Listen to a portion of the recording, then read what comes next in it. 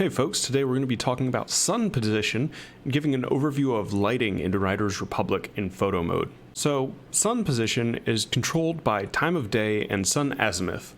If you don't know what time of day is the time. It flows forward for most people. Sun azimuth is the angle of the sun. So if you think about time of day as where in the arc the sun is, azimuth is the angle around the horizon.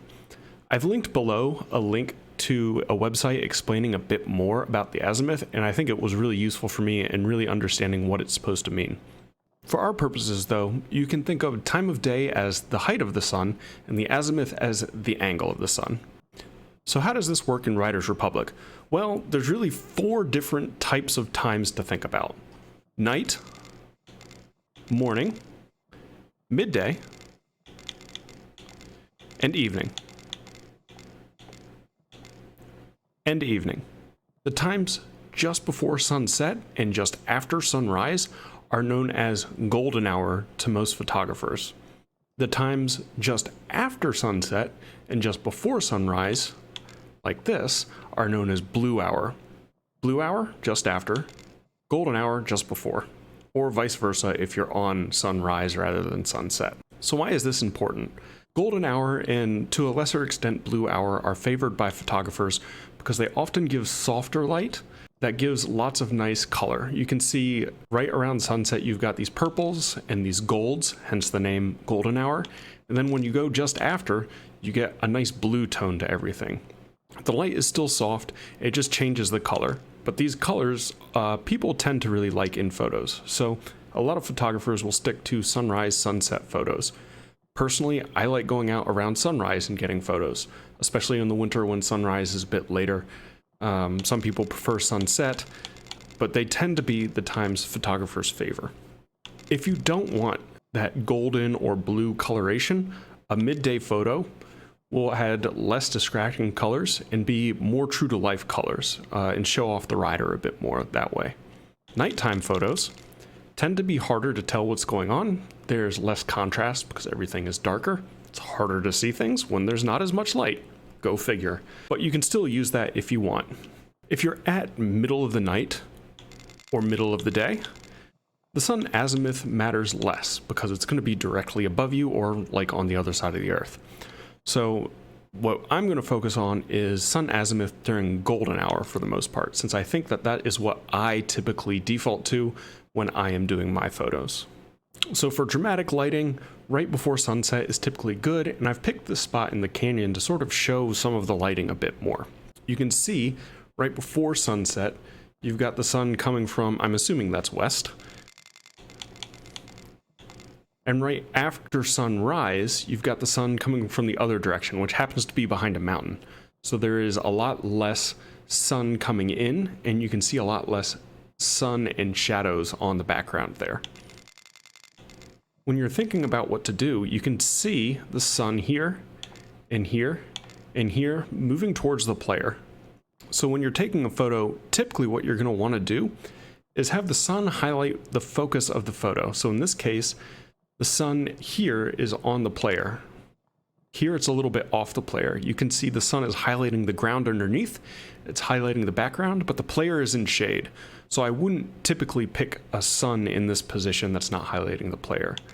A little bit later in time of day is highlighting the player, but it's not sort of the golden tone that I was looking for. So I would move a little bit more. Here we have more of a golden tone, even more here, but I think this one is all right. But I want it to highlight the player a little bit more rather than being shining on the background. Remember that the light you use is going to be where people look first. So in this case, people are going to be looking to the background and the mountains in the background rather than the player. So what I want to do is use the azimuth to change where the sun is positioned, so hopefully it lights up more of the foreground, more of my player. So here we go.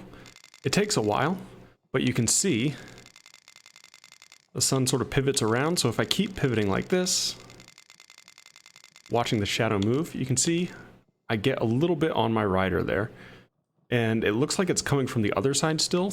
So I think I need to go all the way around to get it on the right side of my player.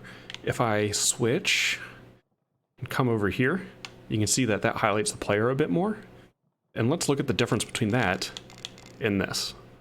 Just a little change in the azimuth to make sure the player is highlighted and not in shadow. And then it stands out much more from the background than if you have the player also in shadow. So that's the main thing to think about with the azimuth, is where you want to direct your lighting. This is actually a pretty nice feature to have with video games. I wish I could do this in real photography.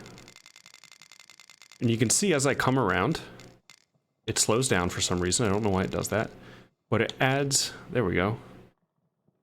Still on the other side. So if we keep going around, I believe the sun will come all the way around to the other side. Yeah, and there you go. So once we come all the way around, the sun is on the other side. It's still at the same height in the sky, but it's coming from the other direction here. So I think that's pretty good in terms of height. This photo itself is probably not great. I would rather have some shadows on the ground over here, but you can see the point that the sun is coming from the right side of the player now. And we could do something like that maybe if we wanted shadows under the player, make them stand out a bit more. The other thing that the azimuth helps control is like where the sun is going to be if you want to include like a lens flare or something. I think that can be pretty useful. So for this one, maybe if I want a lens flare, I could do something like this or like this.